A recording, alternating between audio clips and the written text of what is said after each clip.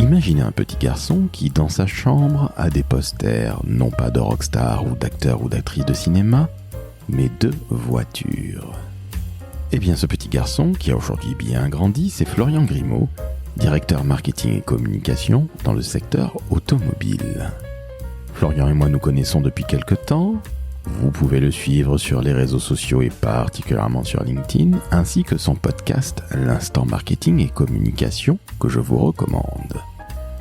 Dès lors, entre podcasteurs, nous avons conversé autour de la communication, du marketing et évidemment dans le secteur de l'automobile dont vient Florian, mais pas que.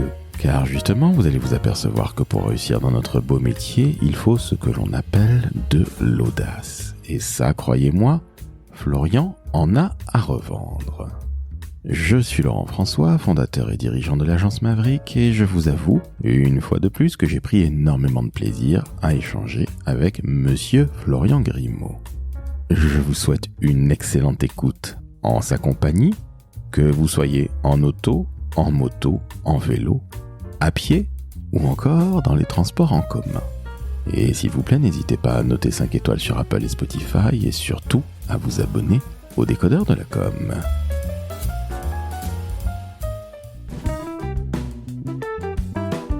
Le décodeur de la communication, un podcast de l'agence Maverick. Salut Florian. Bonjour. Comment ça va ? Eh ben écoute, ravi d'être avec toi pour un épisode du décodeur de la com. On va dire que, effectivement, je crois que c'est un honneur pour moi. Tu peux même pas t'imaginer à quel point. Écoute, merci beaucoup. C'est un honneur pour moi de te recevoir parce qu'il était temps en effet.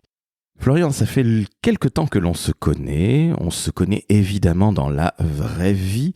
Mais peux-tu, s'il te plaît, te présenter ? Parce que si je dis Florian Grimaud, je pense évidemment à 4 roues, à automobile, à un podcast, à l'Instant Marketing Communication. Allez, bref, j'en ai déjà trop dit, je te laisse te présenter, s'il te plaît, avec tes propres mots. Alors, oui, on se connaît bien et surtout, tu as bien résumé. Concrètement, je suis rentré dans l'automobile, dans le monde merveilleux de l'automobile, par passion. Depuis tout petit, alors là, c'est une petite confidence que je te livre. Depuis l'âge de 3 ans, je découpais les voitures dans les magazines genre Télé Loisirs. Je sais qu'on n'a pas le droit de dire des marques, mais vraiment, la passion. Le mur de ma chambre était rempli justement de posters, de petites voitures que je découpais. En fait, des photos de voitures et tout ça. Donc vraiment, l'automobile, c'est ma passion. Et justement, comment faire un métier passion tout en alliant en fait, je suis vraiment nul en mécanique. Je n'ouvre même pas le capot de ma voiture. Donc ne me demande pas du tout où se trouvent les pistons. Je sais même pas où c'est et autres. Mais au contraire, justement, moi, l'intérêt, c'est qu'est-ce que je pouvais faire en fait pour œuvrer dans ce monde automobile. Et là, évidemment, je me suis dit, depuis tout petit, je veux vendre des voitures. Et j'ai mal tourné, parce qu'en fait, j'ai fait autre chose. J'ai fait un métier qui est passion également, un métier de communication, un métier de marketing. Et c'est pour ça, en fait, où j'ai allié mes deux passions, voiture plus marketing, communication, pour maintenant depuis plus de 22 ans, tout juste 22 ans. Ah, écoute, félicitations. Alors, tu n'as jamais vendu de voiture réellement, parce que de mémoire, tu rentres dans un grand réseau. Allez, on va dire la marque Citroën. Comme ça, c'est fait la marque de Florian, mais aussi d'un certain Jacques Séguéla, que l'on va saluer évidemment, Florian. Oui, tout à fait. Le grand prêtre de la communication et qui a fait beaucoup pour Citroën. Exactement. Et je pensais que tu avais été directeur réseau ou quelque chose comme ça du côté de Bordeaux. Ça arrive à des gens bien, mais tu n'as pas vendu toi-même de voiture à quelque moment que ce soit dans ta carrière dans l'automobile ? Alors si, quand même, si, parce que j'ai participé au Mondial de l'automobile. Donc évidemment, j'ai, on va dire, prévendu des voitures et notamment j'étais responsable du Citroën C8. Donc comment te dire, c'était pas le véhicule le plus... c'est un véhicule que j'adore, mais c'est pas le véhicule en fait qui se vendait comme des petits pains. Justement, donc il a fallu que j'argumente et tout ça. Et j'étais ravi vraiment de pouvoir vendre ces voitures. Et puis surtout, je sais que toi, tu ne conduis pas, Non. Mais surtout, n'hésite pas, j'ai beaucoup de voitures à vendre. Donc, si tu veux, il y a aucun souci, je peux te proposer des véhicules de plusieurs marques. J'ai aucun souci là-dessus. Non, mais trêve de plaisanterie, non, je l'ai pas vendu directement de véhicule, mais par contre, je m'occupais, et là, tu as évoqué sur Bordeaux, c'est ma première expérience professionnelle. Donc, j'arrive tout jeune, 24 ans. On me dit, ben voilà, tu vas à Bordeaux. Déjà, on me donne les clés d'une voiture. Pour moi, arriver justement dans ce monde-là, avoir une voiture de service, une voiture de fonction, c'était une Citroën C3, comme quoi ça marque. Hein. La toute nouvelle Citroën C3 en 2002, elle a été cuir, toit, enfin, tous les trucs inimaginables. Et pour moi, en fait, c'était déjà extraordinaire. Et surtout, j'ai rencontré des personnes, un réseau de distribution, un réseau en fait de concessionnaires et d'agents de marque qui sont l'humain dans toutes ses formes et toutes ses belles formes. C'est-à-dire que pour moi, j'ai rencontré de très très belles personnes. J'ai eu des fous rires, mais à n'en plus finir. J'ai vraiment pris plaisir au contact de ce superbe réseau. Et d'ailleurs, c'est pour ça aussi que concrètement, j'ai toujours fait ma carrière pour l'instant auprès des réseaux, parce que animer un réseau avec ses forces, ses axes d'amélioration, ses êtres humains, ces personnes, c'est génial. Moi, franchement, j'ai vraiment kiffé cette expérience que j'ai fait pendant 4 ans et demi pour une marque qui a un historique. Tu parlais de Jacques Séguéla. C'est quand même la seule marque qui a été sur la Tour Eiffel en fait en publicité. Alors avant les anneaux olympiques, on est d'accord, mais concrètement c'est une marque qui a inventé de la satisfaction client. C'est une marque qui a inventé la communication, le marketing. Alors en fait, je crois pas vraiment au hasard. Si j'ai commencé chez Citroën, c'est qu'il y avait une raison.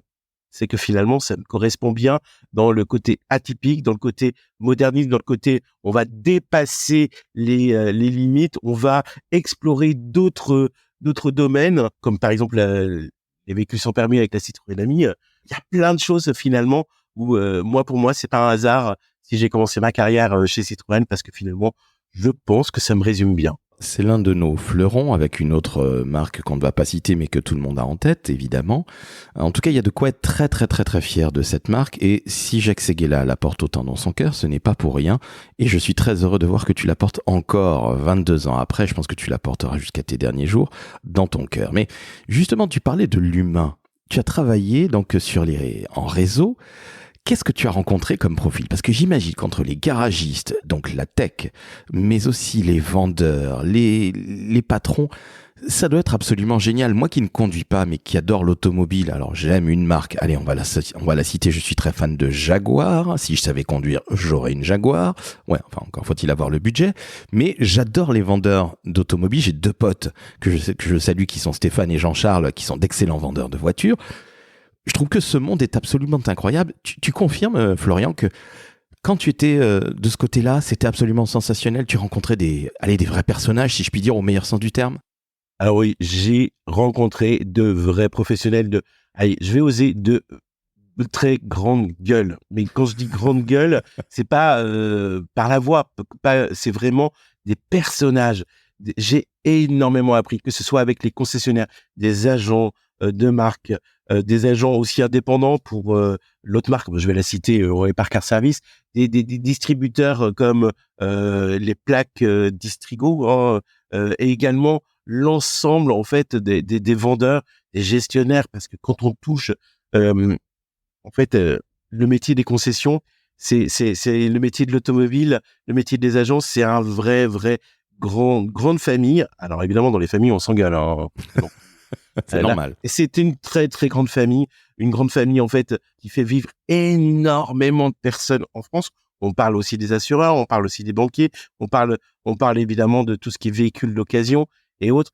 Et là, j'ai découvert en fait que les gens travaillaient dans l'automobile, le faisaient avec passion. Ce sont des passionnés. Quand vous les écoutez, vous parlez en fait d'une réparation, d'un nouveau modèle, de leur histoire aussi, parce que ce sont des histoires familiales que l'on a en fait. On est concessionnaire de grand-père en petit-fils, on est agent de marque, garagiste de grand-père jusqu'à petit-fils, etc. Et on pense à la génération future. Et ça, en fait, c'est passionnant. C'est-à-dire qu'en fait, nous n'avons pas de points de vente différents et surtout, on a chaque visite dans un point de vente était pour moi en fait une nouvelle page blanche qu'on écrivait ensemble et ça, je trouve que c'est génial. Moi, ça a été vraiment une très belle expérience. De toute façon, j'ai de la chance dans ma carrière. J'ai toujours eu des expériences extraordinaires parce que justement, je pense que je suis humain et j'aime beaucoup les relations. Donc, ça se ressent en fait et je pense que je ne peux faire qu'un métier que par passion. Donc, vraiment des vrais moments de gueule. Comme c'est étonnant te connaissant, passion et humanité, c'est assez étonnant. Bon, écoutez, si vous ne connaissez pas encore Florian, allez le suivre sur LinkedIn. Je mettrai évidemment dans la métadescription le lien de son profil. Et puis, je mettrai aussi l'instant marketing communication puisque Florian est aussi un podcasteur. Mais ça, on va en parler un tout petit peu plus tard. Donc, tu commences quelque part sur le terrain et tu n'as jamais quitté le terrain, Florian. Et ça, je trouve ça très important parce que par la suite, tu fais une vraie carrière communication marketing. Alors, marketing, quand on sort d'une école de commerce comme toi, c'est quelque peu tout à fait normal, qui puisse aller avec du digital, mais tu fais aussi de la com corporate. Qu'est-ce que tu retiens de la communication et du marketing du secteur automobile? Je sais, la question est extrêmement vaste, mais ça n'est pas pour rien que c'est une des premières industries mondiales, que les marques d'automobile sont des marques absolument sensationnelles, qu'elles doivent quelque part nous faire rêver.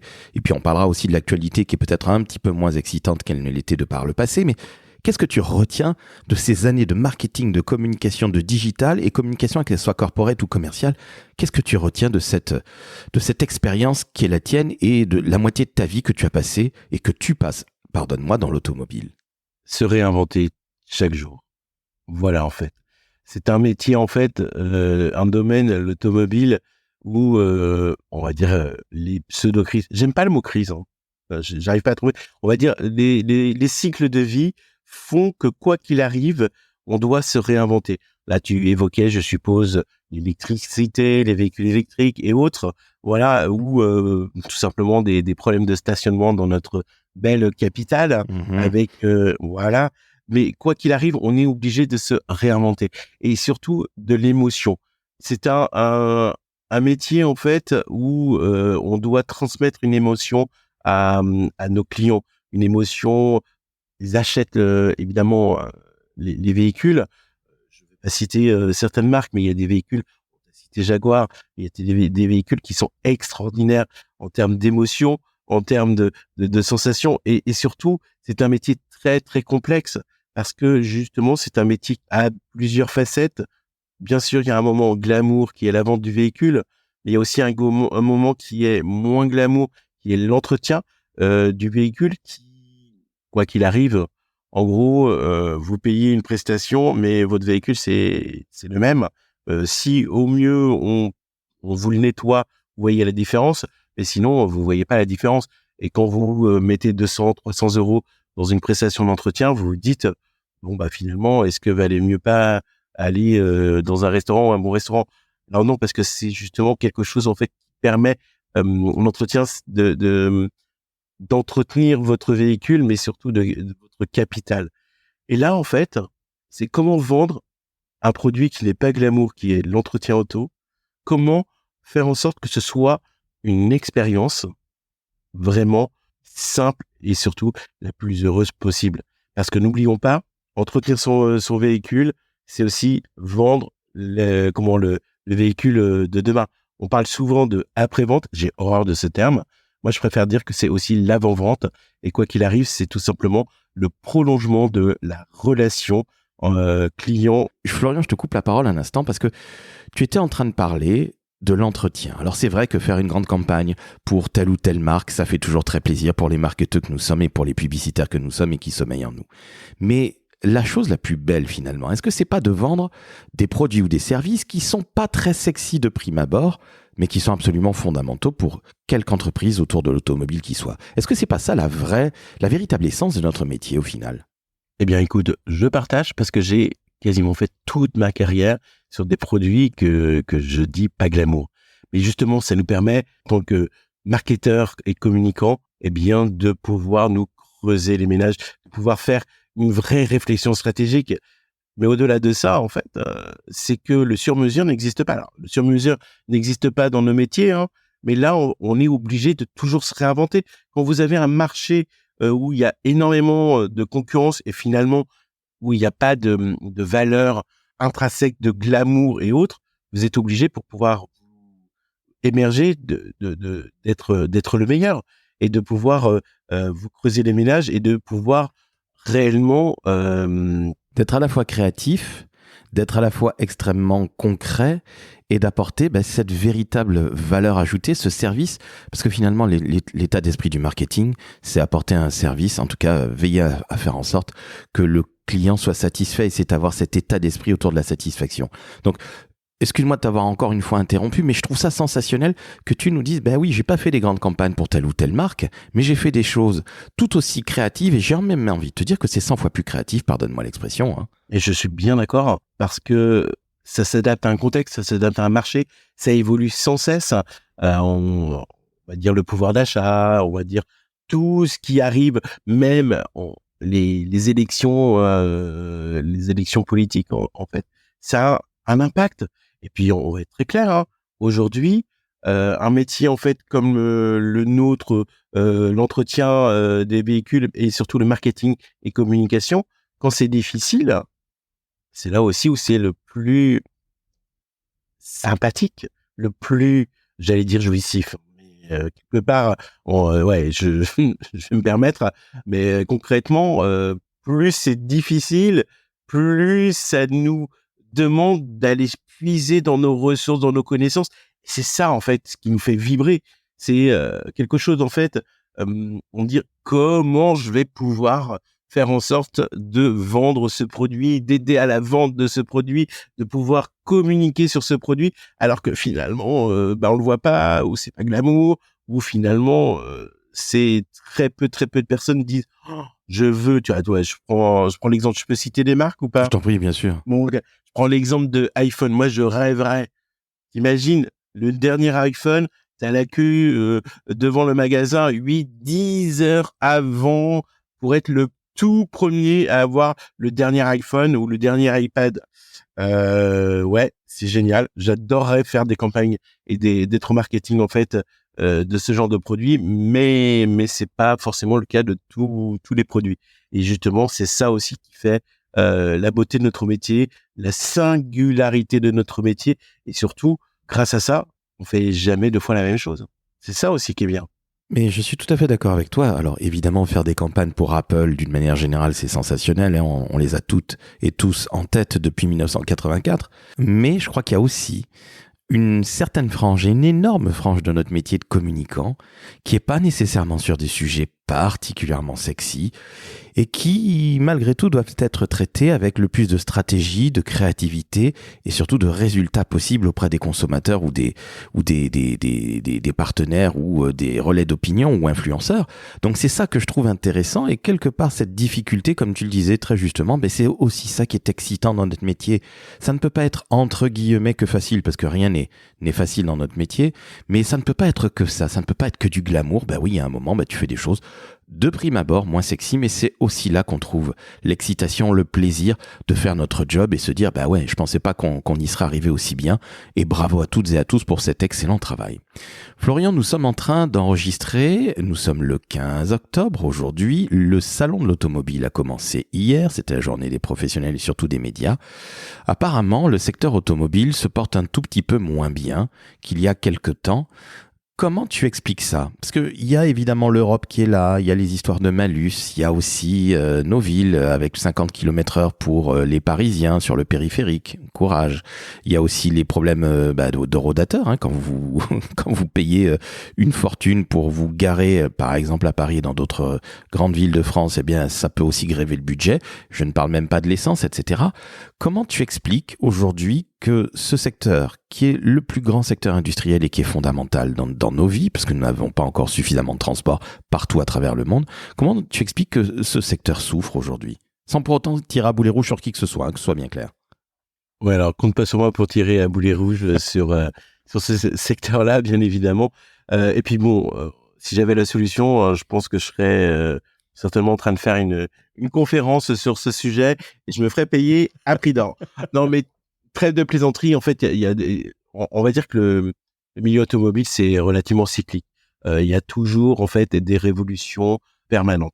Là, en fait, on a évidemment, tu l'as évoqué, le véhicule électrique. Alors, le véhicule électrique, c'est une volonté, en fait, de l'Europe de mettre fin aux véhicules thermiques en 2035, même si c'est en train de changer ou potentiellement ça peut changer. Tous les constructeurs, d'ailleurs, ne sont pas tous d'accord sur ce sujet-là, sur cette date-là ou de repousser cette date-là. On est dans une grande mutation, en fait, industrielle.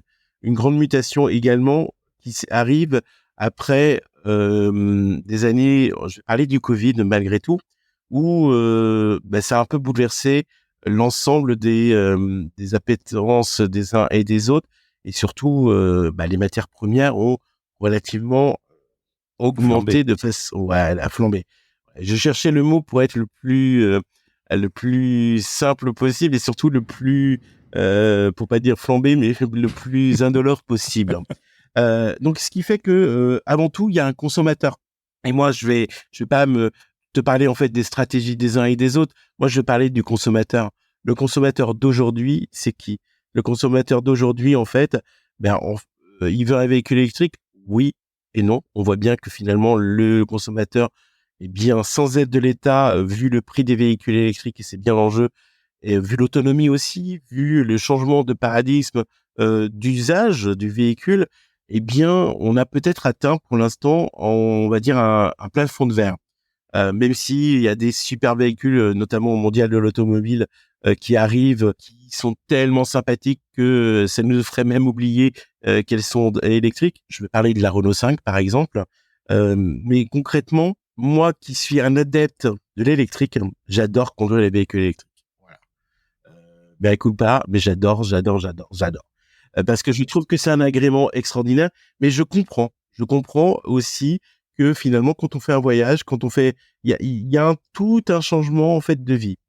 Donc, le consommateur, lui, il voit ça. Lui, le consommateur, il se dit aussi, c'est super cher. Le consommateur, lui, il se dit, ma vieille voiture, elle va être en dehors des zones à faible émission.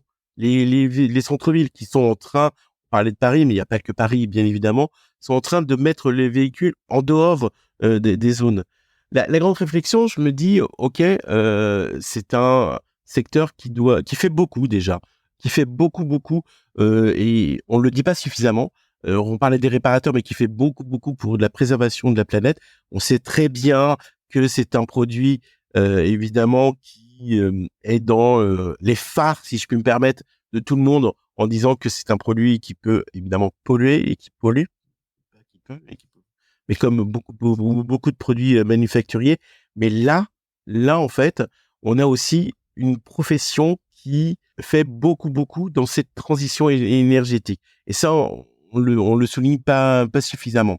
Donc, pour revenir en fait au consommateur, si je parlais de cette transition, c'est que finalement, c'est quoi le plus écologiquement responsable?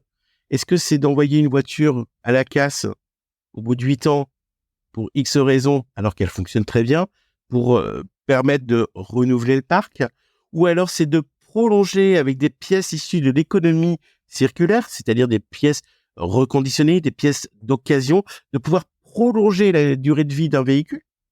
Est-ce que c'est pas mieux? Pourquoi pas? Moi, je trouve que plutôt que de mettre une voiture qui roule encore à la casse ou même hors d'usage, alors que elle peut servir pour 5, 10, 15 ans, ça, c'est une vraie réflexion. Après, je suis persuadé aussi que si on veut aller plus vite dans cette transition énergétique, alors je suis pas ingénieur, hein, attention, hein. Moi, je trouve que, par exemple, les carburants de synthèse sont peut-être des actions à mettre en œuvre. Il y a l'hydrogène. En fait, quoi qu'il arrive, on peut voir que c'est un métier qui est en plein bouleversement. On ne sait pas quel axe technologique, quel axe va donner. Et le consommateur aussi, il est dans cette attente-là. Que vais-je faire? Je dois changer même mon véhicule ou bien le prolonger ou faire les deux. Donc, c'est ça qui est passionnant. Mais justement, c'est ce que j'allais dire. C'est ça qui est extrêmement excitant. Il y a tout le temps de nouvelles technologies qui arrivent. On va parler évidemment de l'IA dans nos métiers, mais il y en a évidemment dans l'automobile. Il y a ce changement autour de la transition écologique.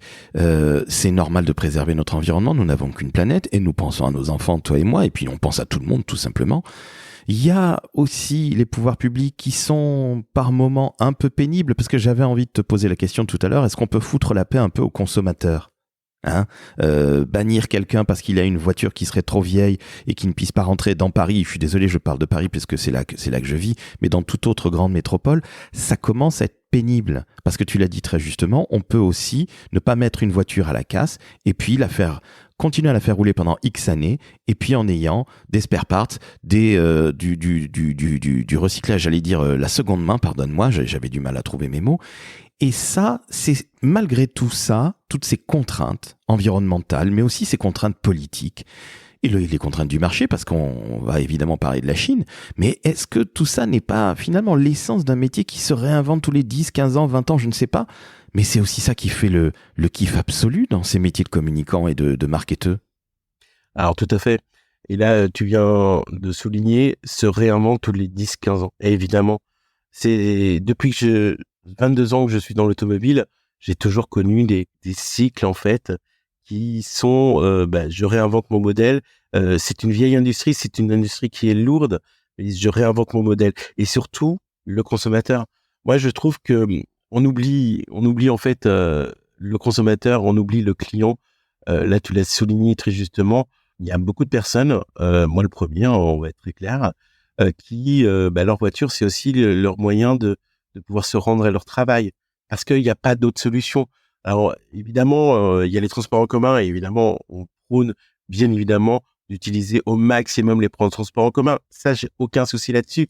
Mais quand vous avez une famille, quand vous êtes, allez, je vais dire père de famille, voilà, père de famille, quand vous devez quitter votre travail à 19h, à 17h, peu importe l'heure, vous commencez à 8h, 8h30, que vous avez en fait vos enfants, que vous les mettiez à la crèche, que vous les mettiez au périscolaire et autres, vous faites comment avec les transports en commun pour gagner du temps? En fait, le gros problème, il est où? C'est ce que je pense les politiques ou autres ne se mettent pas forcément à la place des consommateurs. Le véhicule, c'est un gain de temps aussi. C'est aussi une nécessité quand vous êtes, on parle beaucoup de Paris, de métropole, mais quand vous êtes en province, et je viens de la province, donc bonjour à tous mes amis nantais. Au passage, mais vous n'avez pas d'autre solution, de pouvoir avoir un véhicule en bon usage, avec un bon entretien, et surtout gagner du temps. Enfin, chaque minute était précieuse. Vous imaginez, vous n'arrivez pas à l'heure pour aller chercher vos enfants et vous les retrouver dans le cas extrême à la gendarmerie. Vous voyez, vous imaginez le traumatisme pour les uns et les autres. Donc c'est pour ça que la mobilité au sens large, bien sûr qu'il n'y a pas que l'automobile, mais il y a l'automobile pour pouvoir justement permettre aussi aux gens, aux consommateurs, aux clients, à nous, la population, de pouvoir aussi vivre correctement et sereinement pour pouvoir justement faire tout ce qu'on a envie de faire. Normal, le tout écologiquement responsable, bien évidemment, et il y a des solutions. Mais je suis d'accord avec toi, il faut arrêter le car bashing ou le bashing autour de la voiture, c'est insupportable. Tout le monde n'a pas les moyens de vivre dans une grande ville, dans une grande métropole où normalement c'est plutôt bien desservi en transport en commun, et je suis l'archétype du mec qui ne se déplace qu'en transport en commun. Donc c'est très clair, très net et très précis, et moi aussi je viens de province, de Toulouse, la belle ville rose que je salue, mais très sincèrement, même à Toulouse, quand tu vas te déplacer pour aller dans une banlieue même proche, ben il vaut mieux soit prendre tes pieds et partir très tôt en avance, soit prendre ta voiture. Donc il faut arrêter le car bashing et ces choses-là qui sont insupportables. Il faut arrêter de mettre quelque part, jeter l'opprobre sur les consommateurs qui pollueraient, etc. Il faut aussi arrêter de faire de l'écologie dissuasive, parce que je pense que l'écologie est une chose absolument fondamentale. Et là, je parle à nos politiques, parce que les marques n'ont pas du tout attendu de faire du développement durable, et particulièrement dans l'automobile. On est bien d'accord, hein, Florian, tu l'abordais, mais depuis de très nombreuses années, ça se bouge dans le secteur. Non seulement ça se bouge, mais en plus, là, je fais une petite anecdote. Le 19 septembre, j'ai eu la chance d'être aux rencontres de l'environnement et de l'automobile, où on voit vraiment que le secteur, depuis de nombreuses années, ne traite pas les déchets issus de l'automobile, issu de l'entretien automobile, n'importe comment, qu'il y a vraiment des vraies sensibilités, mais au-delà de ça, des vraies actions qu'on n'en parle pas du tout, hein. On n'en parle pas du tout dans les médias, hein, bien évidemment. Et ça, en fait, je trouve ça dommage parce que c'est un métier, en fait, où c'est un secteur, en fait, qui se bouge énormément. Alors, tout n'est pas parfait. Arrêtons, on n'est pas dans le monde des business, mais je vais oser le dire. Voilà, et tant pis si je me fais taper sur les doigts. Si tous les secteurs étaient comme dans l'automobile, aussi conscients et avec un réseau de distribution des 41 000 garages en France qui, justement, font attention à leurs déchets, à leurs responsabilités, font, on va dire, tout ce qui est en leur pouvoir et autres pour réduire leur impact, je pense qu'on n'en serait pas là. Je vais être très clair là-dessus. Je suis fier de mon secteur, du secteur de l'automobile, parce que, pour la petite histoire, en fait, ça fait plus de 17 ans que je suis dans l'automobile environnementale. Et ça, je trouve que on le dit pas suffisamment et on le souligne pas suffisamment. J'aimerais vraiment qu'on arrête, comme tu dis, le car bashing. Il y a beaucoup de choses à faire. Il y a beaucoup de choses à continuer. Il y a beaucoup de choses à explorer et à faire. On n'a jamais fini. Je suis bien d'accord. Mais oui, je suis en train de taper sur mon ordinateur tellement je suis passionné. Désolé, mais c'est vraiment quelque chose, en fait, un secteur qui se bouge, qui se bouge, qui se bouge. Je suis tout à fait d'accord avec toi et encore une fois, on le redit, arrêtons le car bashing parce que beaucoup de gens en ont besoin tout simplement. C'est un besoin parfois vital. Il y a des gens qui font plus de 100 km aller-retour pour aller à leur boulot, qui vont chercher les gosses. Mais je vais te donner un exemple. Voilà, je suis papa comme toi. Moi, j'ai un fils en fait qui a 19 ans et demi qui est en alternance. Voilà, j'habite dans les Yvelines, en province, enfin dans les Yvelines. Je sais pas si on peut dire la province pour les Yvelines, mais bon. Non, tu exagères. Non, attends. J'exagère un peu, mais grave. Bon. Alors en banlieue aussi. Et en fait, son entreprise, elle est à 20 km en banlieue également. Donc 20 km en voiture. La seule chose, en fait, c'est que s'il prend les transports en commun, c'est 1h45 pour aller le matin, 1h45 pour revenir. C'est bien, 3 heures de transport, super. Voilà, sachant qu'en plus, il termine à 20h, 21h. Ah, ben oui. Ah oui, et c'est à 20 minutes de voiture. 20 minutes de voiture. Ah, voilà. Alors, là, on parle beaucoup de la région parisienne, des grandes métropoles, on parle beaucoup de Lyon et autres, mais la réalité, elle est là, et la réalité du client, elle est là. C'est comment moi, en tant que père, je protège au mieux mon enfant pour qu'il passe pas 3 heures par jour dans les transports en commun. Alors, évidemment, il a une voiture électrique. Bon, c'est pas forcément ce qu'il aurait rêvé, mais c'est pas grave. Moi, ça me plaît. Donc voilà. Donc, c'est vraiment, vraiment, se mettre à la place des clients, se mettre à la place en fait du secteur, voir aussi. Alors il y a des abus dans le monde automobile. On n'est pas là pour en parler, mais voir aussi que c'est un secteur qui se bouge. C'est les clients aussi qui en ont besoin, qui ont besoin de la mobilité. Et ouais, stop au car bashing. Mais tu viens de le dire, il y a un moment, il y a du bon sens. 3 heures pour que ton gamin fasse l'aller-retour, il termine à 21h, bon, il arriverait tous les soirs à minuit, quasiment. Pas le temps de vous voir, pas le temps de manger, pas le temps de voir ses frères et sœurs, ni sa maman, ni toi. À un moment, le bon sens fait que en 20 minutes, on va faire 20 bornes en 20 minutes, on prend la voiture quand on a la chance d'en avoir une. Donc, merci, au revoir, bonne soirée. Il n'y a pas de discussion possible. Florian, je voudrais qu'on revienne sur ton actualité de marketing. Ou plutôt ton passé. Tiens. Quelle est, selon toi, je te demande de chercher dans tes souvenirs, quelle est la plus belle campagne que tu aies faite dans ta magnifique carrière dans le secteur automobile? Je sais, la question est très difficile, tu peux m'en citer plusieurs, mais allez, si tu ne devais n'en retenir qu'une seule, celle dont tu es particulièrement fier. Ah, en retenir qu'une seule, ça va être compliqué. Allez, t'as droit à plusieurs. En fait, ouais, je vais t'en donner plusieurs. La première, en fait, qui me vient spontanément à l'esprit, c'est tout simplement, on parlait tout à l'heure de produits pas très glamour. Bien justement, pour contrer cela, j'ai osé, ou j'ai eu l'autre cuidance de dire, finalement, on va sponsoriser, on va être parrain d'une émission très glamour.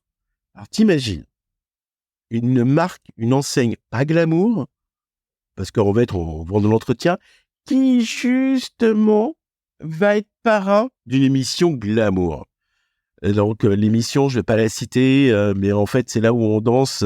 Et puis finalement, je pense qu'il y a des influenceurs et il y a quelques stars. D'accord, Ça, vous avez compris, évidemment. Là. Eh bien, justement, alors moi, je me souviens, au tout début, on me disait, si tu fais ça, je te vire. Si tu fais ça, voilà. Ok, j'ai eu beaucoup de choses parce que dans notre métier, il faut oser aussi. Il faut oser défricher les choses. Eh bien, et finalement, ça a apporté une belle notoriété et ça a apporté aussi une disruption par rapport à ce qu'on avait l'habitude pour ce genre d'enseigne. C'est-à-dire qu'on est allé justement prendre le contre-pied de justement là où on nous attendait. Là où on nous attend, c'est effectivement de pouvoir communiquer sur des émissions autour de l'automobile. Ben non, on va communiquer sur des émissions qui sont glamour et là où sont nos clients. Là aussi, je reviens tout le temps. On parlait beaucoup de clients, mais juste une chose, hein, il y a des clients, il y a des clientes aussi. Et même l'émission qu'on dit, il n'y a pas que des clientes qui regardent, il y a aussi des clients parce que ils adorent être avec leur femme en train de regarder évidemment ce genre d'émission. Et qu'on aime ou qu'on n'aime pas l'émission, peu importe. Hein. L'objectif en fait, c'était de pouvoir être disruptif. Et là, on a été partenaire pendant quelques années et ça a eu un vrai impact. Autre chose également.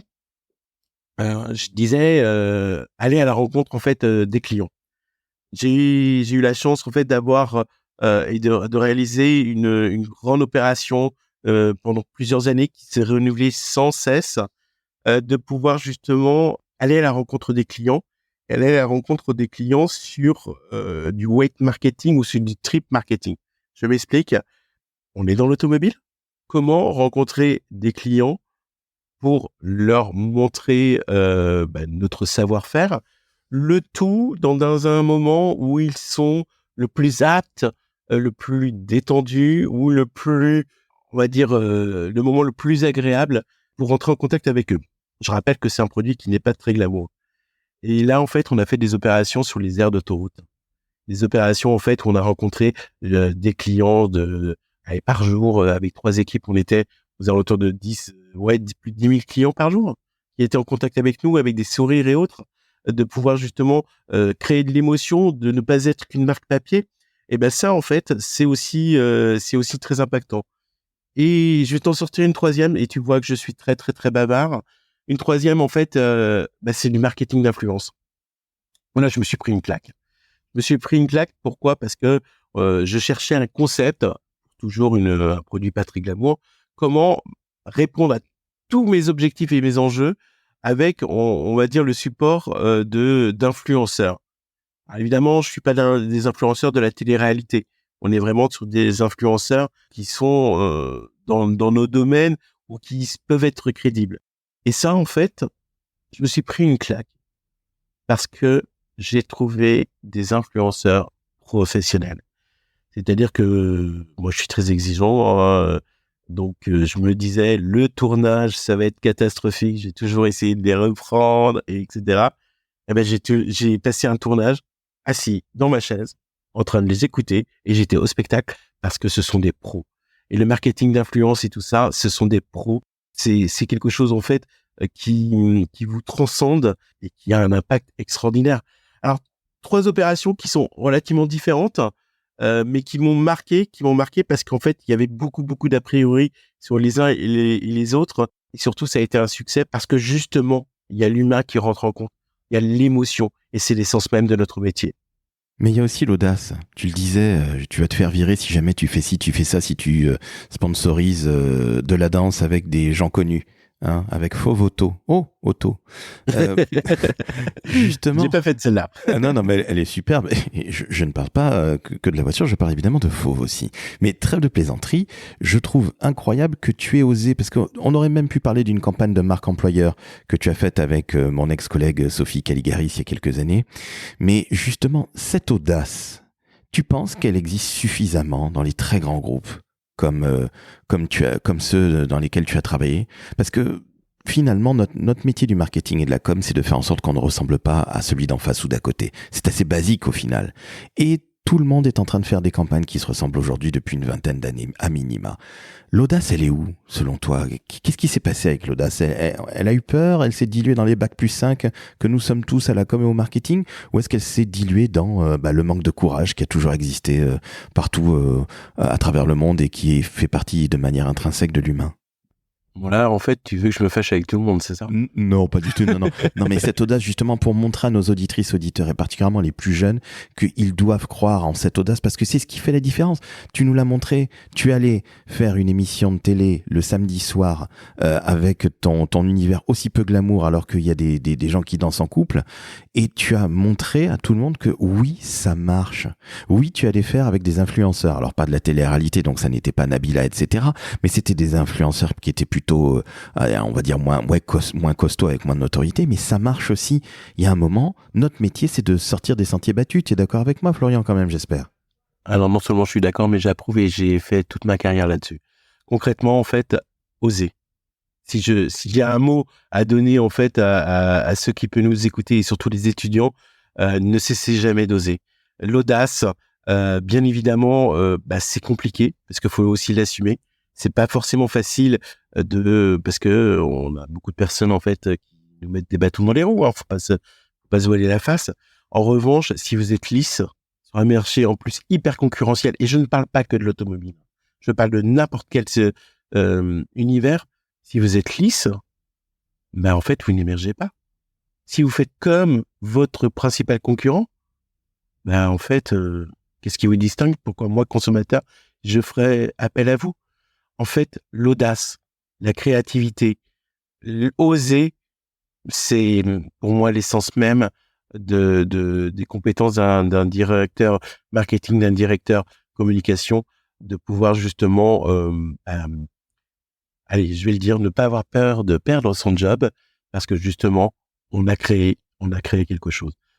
Et là, dans ces grands groupes, et quel que soit le grand groupe, on a une tendance évidemment à penser, on va dire, ultra global, sachant qu'en pensant ultra global ou mondial, on a un petit souci.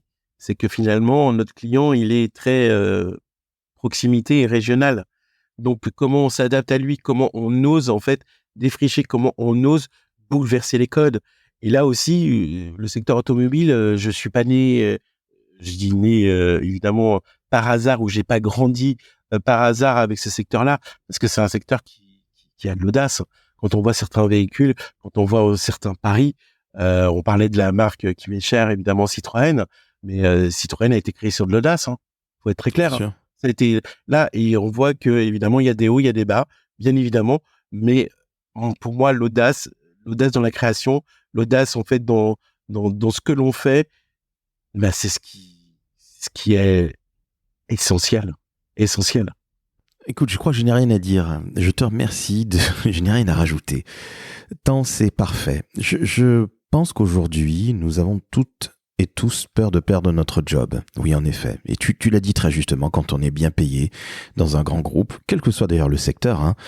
Par exemple, un de mes potes de Publicis disait, on va le nommer Stéphane Peyret, il disait à 100 000 euros par an, on ferme sa gueule. Et ça peut parfaitement se comprendre parce qu'on a des emprunts, on a des enfants, on a une bagnole, on a ce que tu veux. Mais la réalité du sport, quelle est-elle? C'est que dans nos métiers de communication, de marketing, nous sommes dans des métiers de stratège, certes, mais aussi de créatifs, bon sang. Et faites en sorte qu'on ait un petit peu d'audace pour justement sortir du lot. Comme tu l'as dit très justement, si tu ressembles à l'autre, le consommateur, il va plutôt aller vers l'autre parce qu'il est peut-être plus grand, plus ancien, peut-être qu'il a plus l'habitude. Donc c'est le b.a-ba, et pourtant, tout le monde a peur. Ça peut se comprendre, on vit pas dans un monde très très simple, on est en 2024, oui il y a des guerres, oui c'est compliqué, mais il faut quand même qu'on fasse vivre notre métier, et je te remercie pour ce témoignage qui est très très fort. Et sachant que je vais rajouter un truc. Je t'en prie. Voilà, c'est que malheureusement, je n'ai pas peur. Et je n'ai jamais peur. Écoute, bienvenue au club de ceux qui n'ont pas peur. Et ça fait du bien d'entendre ça. Donc, et chers auditrices et auditeurs, que vous soyez jeunes ou moins jeunes, peu importe, mais écoutez bien ce que vient de vous dire Florian. Je n'ai pas peur. Évidemment, on a toujours parfois allé un petit peu les jetons de se prendre une claque et vous en prendrez plein et tu t'en es pris dans la tête, Florian, comme moi. Oh oui. Mais justement, c'est ça qui fait aussi nos victoires quelque part et puis ce qui fait nos quelque part nos faits nos faits d'armes. Mais n'ayez pas peur, on fait le plus beau métier du monde. Donc, si en plus on doit se mettre à se pisser dessus, pardonnez-moi l'expression, à chaque fois qu'on fait quelque chose ou qu'on l'ouvre ou qu'on prend la parole, eh ben ça suffit, on arrête. Alors, Florian, deux, trois dernières questions et puis après je vais te laisser parce que je sais que tu as un emploi du temps aujourd'hui relativement chargé parce que ce soir, je le rappelle, nous enregistrons le 15 octobre, tu es jury aux victoires marketing et communication. Tu as regardé, défriché, zioté, mis dans les phares, si je puis dire, une trentaine de dossiers. Alors, je ne veux évidemment pas savoir le palmarès en aucun cas, mais qu'est-ce que tu retiens de cette expérience? Parce que ça doit être extrêmement intéressant en tant que communicant et marketeur de voir justement toutes les campagnes de communication qui sont faites, pas nécessairement dans un secteur, donc ça n'est pas autour de l'automobile, je tiens à vous le dire, chers auditrices et auditeurs, mais qu'est-ce que tu retiens? Est-ce que finalement toutes les campagnes se ressemblent à peu près toutes? Est-ce que ceux qui sont très très bons et qui sortent du lot, sortent immédiatement du lot? Ou est-ce qu'au contraire c'est vachement difficile et il faut vachement argumenter et que c'est un petit peu la baston entre les différents membres du jury? Alors c'est un peu ça, hein, la baston entre les différents membres du jury. Et pourquoi? Pour la bonne cause. Pourquoi en fait la bonne cause? Parce qu'on vient juste de finir sur l'audace. Moi j'ai eu la chance. Je me suis pris une piqûre, tout ce que l'on veut en fait d'audace, parce que justement nous avons eu la chance et j'ai eu la chance d'avoir des dossiers où là on est en dehors des sentiers battus. Et là, on fait preuve de créativité, on fait preuve d'audace. Bon, déjà, je pense que participer à un concours comme les victoires du marketing et de la communication, je salue Édouard Decazes également à cette occasion. Concrètement, c'est parce on est fier de sa campagne, on est fier de ses actions, parce qu'il y a des grandes causes, il y a plusieurs catégories, collaborations. Et là, j'ai vu des dossiers où l'audace, il y a les frontières, on va au-delà des frontières. On ose faire des choses, on ose se réinventer, on ose en fait aller aussi se mettre en risque. Alors, risque calculé, on est bien d'accord, mais se mettre en risque. Et ça donne des campagnes extraordinaires. J'ai pas le droit d'en parler, mais de toute façon, il suffit tout simplement d'aller voir le palmarès qui est déjà en ligne entre guillemets de tous ceux qui sont lauréats, pour voir en fait que ce ne sont pas des campagnes anecdotiques. On a parlé d'émotions et tout, et c'est ce qui fait la difficulté des membres du jury, de pouvoir se dire lequel on met en avant, c'est quoi le classement. Pourquoi? Parce qu'on a tous des sensibilités différentes, on réagit tous de façon différente. Alors ça, c'est très enrichissant, parce que les membres du jury, on se connaît pas 3 heures avant, et à la fin, c'est comme si on s'était connus et qu'on faisait partie de la même team, parce que justement, on a des réflexions, on apprend énormément, on apprend aussi comment les autres, et les uns et les autres réagissent, ce sur quoi ils sont sensibles, et ce qui fait que finalement, je suis très fier du palmarès du jury que nous avons évidemment dit, parce que clairement, ça a été compliqué, et ce qui en ressortent, c'est un consensus de la meilleure créativité, la meilleure audace, la meilleure action, la meilleure en fait sensibilisation, et de transmettre des émotions. Et ce qui est important également, c'est qu'il y a 2 phases. Il y a une phase évidemment où on voit les dossiers. Évidemment, on voit les dossiers, on les lit, c'est génial, c'est très technique. Et il y a aussi l'émotion, il y a aussi l'humain, grâce à des soutenances, où là, on a évidemment ceux qui ont conçu les campagnes, qui sont évidemment en face de nous. On peut leur poser des questions. C'est même très, très frustrant, parce que ça passe à une telle vitesse. Mais justement, c'est génial. On apprend beaucoup, c'est très enrichissant pour les uns et les autres. Et surtout, une bonne dose d'adrénaline, ça fait du bien. Ça fait du bien de se dire que finalement, on n'est pas tout seul. N'est-ce pas, Laurent? Et on est bien d'accord, et puis que notre monde n'est pas si aseptisé, tu vois, j'en perds mes mots, c'est l'émotion. Le monde de la communication, d'une manière générale, n'est pas aussi aseptisé qu'on veut bien le dire, donc comprenez-le Oui, encore. tout à fait. Je parle aux plus jeunes, là, cette fois-ci, vous qui êtes en école ou qui êtes à l'école de la vie, peu importe, mais non, non, non et non. Ça ne sert à rien de croire que le monde de la com est ultra aseptisé, qu'on soit en agence ou chez l'annonceur. Vous avez encore largement de quoi mettre votre touche d'audace et vous pouvez même taper du poing sur la table si vous êtes un peu courageux, mais audace et courage, ça rime. Dernier point que je voudrais aborder avec toi, Florian, et pas des moindres. L'instant marketing communication. Parce que monsieur est podcasteur également. Ça fait un petit peu plus d'1 an que tu as sorti ce podcast qui marche extrêmement bien. Je mettrai exceptionnellement le lien vers cet autre podcast. Mais très sincèrement, quelle idée saugrenue t'as pris de lancer un podcast? Parce que quand on sait à quel point c'est compliqué, à quel point c'est un marathon couru à 300 km/h, quelle idée t'as pris, Florian? Mon Dieu, que t'arrive-t-il? Eh ben en fait, c'est ce dont on vient de parler, l'audace. L'audace, pourquoi? Parce que justement, le marketing communication, c'est un très très beau métier. Ah, évidemment, on n'est pas très objectif, Laurent, hein, mais bon, c'est le plus beau métier du monde. Évidemment, c'est le nôtre. Oui. Mais justement, de pouvoir expliquer, de pouvoir en fait décortiquer, de pouvoir finalement mettre la communication et le marketing, on va dire dans les oreilles de tous. De façon très très courte, parce qu'évidemment, tu me l'as dit, hein, moi je fais des épisodes de 8 à 12 minutes, tout simplement sur un concept marketing, l'embauche marketing, le média salon, etc., avec des interviews en fait d'experts. Mais le gros avantage, c'est que, 1, je me fais plaisir, 2, je pensais pas que ça allait marcher, 3, j'en suis rendu quasiment au 50e épisode, et je prends toujours autant de plaisir, et surtout les retours des uns et des autres. Quand on parle d'audace, quand on parle de créativité, bah, c'est effectivement ce que je fais au quotidien, mais ce que je transmets en fait dans ce podcast, qui est venu en fait, on va dire, dans la veine de dire j'ai pas peur. Bah, j'ai pas peur de dire aussi ce que je pense. Voilà. Eh bien écoute, on va se quitter là-dessus sur cet épisode podcastique, si je puis dire. Merci à toi Florian. Alors on a discuté de plein de choses. Et je tiens à le dire, bon, on se connaît dans la vraie vie, donc ça c'est important. Mais chers auditrices et auditeurs, comprenez bien que le courage dans notre métier, et Florian est un homme qui vient de grands groupes. Un très très très grand groupe, automobile qui plus est, la plus grande industrie à travers le monde, et la plus belle aussi, ne nous leurrons pas, moi qui adore l'industrie, je l'avoue, j'ai beau ne pas conduire, j'adore l'automobile. Qu'est-ce que vous voulez que je vous dise, c'est ainsi. Donc avoir du courage et de l'audace, et surtout avoir des résultats, parce que tant que faire se peut, c'est encore mieux, eh bien vous venez de voir un véritable badass. Oui, un badass, oui, allez, on va dire un pilote de Formule 1 ou Formule 3000, qu'importe, peu importe, c'est un tueur en série, notre Florian. Donc s'il vous plaît, allez écouter l'instant marketing communication, suivez-le, Florian Grimault, Grimault, comme Thérèse, sur LinkedIn, 15 000 abonnés, le bougre, félicitations. Bref, vous venez d'entendre un badass, donc vous avez compris que l'automobile, non, ce n'est pas le secteur des gros pollueurs et des grands méchants, loin de là. Et l'automobile sert à quelque chose, bien tout simplement à vivre. C'est aussi un marqueur social, ne nous leurrons pas. Et même si c'est complexe ces temps-ci, eh bien, j'ai envie de vous dire que ça fait partie de la vie. Donc, Florian, je tiens à te remercier. Je me doutais bien que tu parlerais avec autant de passion. Ça tombe bien, rien dans ce monde ne se fait sans passion. C'était sensationnel. Merci beaucoup, Laurent. J'étais très, très honoré d'être ton invité aujourd'hui et de passer de l'autre côté du micro. C'est bizarre, hein, je t'avoue. Justement. J'allais te demander si c'est pas trop difficile, justement.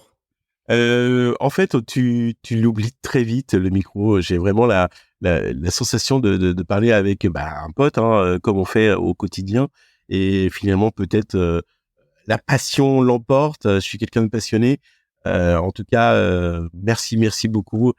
Merci beaucoup à toi et à tout ce que tu fais, en fait, pour avec le décodeur de la com.